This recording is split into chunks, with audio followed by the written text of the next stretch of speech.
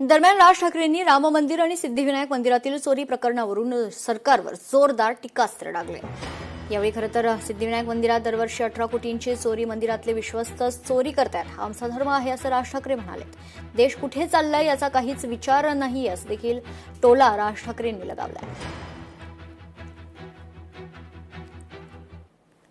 18 कोटी रुपये दरवर्षाचे सिद्धिविनायक मंदिरामधून चोरी होतीये।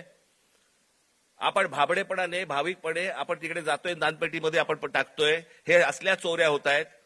ही माणसं सगळी मंदिरं लुटतायत। हाच तो तरुण, हेच ते विद्यार्थी परीक्षांच्या वेळेला नोकरीसाठी मंदिरामध्ये जातायत, पायऱ्या झिजवतायत, सांगतायत देवाला मला नोकरी मिळू देत, आणि त्याच मंदिरामध्ये चोऱ्या होत आहेत। तिकडचेच विश्वस्त चोऱ्या करतायत। जाऊ आपण देवासमोर नतमस्तक होऊ, त्याच्या लक्षात येतं अरे त्या देवळातच चोऱ्या व्हायला लागल्यात। देवळात चोऱ्या, राम मंदिरासारखं इतकं भावनिकदृष्ट्या महत्वाचं असलेलं एक राम मंदिर उभं राहतं, आणि त्या राम मंदिरामध्ये 1400 कोटी, आता नुसता जस्ट आकडा आलेला आहे, 1400 कोटी रुपयांची चोरी होते।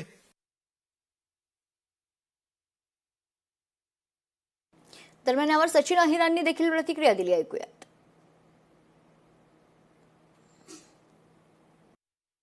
आता सिद्धिविनायक मध्ये कोण होता हे मी सांगायची गरज नाही, म्हणजे तो दाखला आम्हाला लागू होतो का त्यांच्या बाजूला बसलेले असतील त्यांना लागू होतो, हाही एक प्रश्न आणि एक संभ्रमाचा निर्णय निर्माण होतो।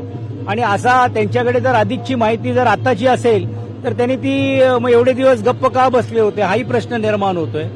परवाच्याच सभेमध्ये एकनाथ शिंदेजींनी जो मुद्दा मांडला होता, मी म्हणत नाही का त्यात हे योग्य आहे का अयोग्य आहे, पण त्याची चर्चा न करता मला ते विषांतर करण्याचा प्रयत्न दुर्दैवाने होतोय।